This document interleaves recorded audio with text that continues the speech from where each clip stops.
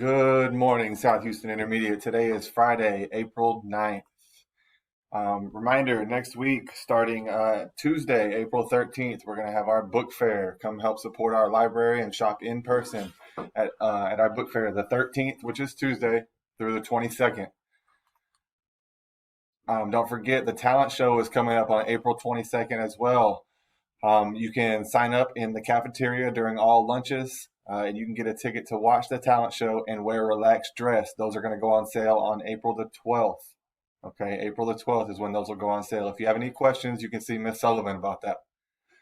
This summer, summer school is going to be at Beverly Hills Intermediate, June 7th through the 24th from 9 a.m. to 1 p.m.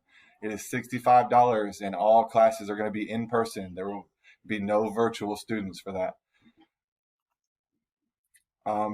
Don't forget, next Monday is an asynchronous day where everybody will be working from home. Eighth graders, good luck on your history test today. And seventh graders, you will be going to all your classes. So it is happy Friday and have a great day.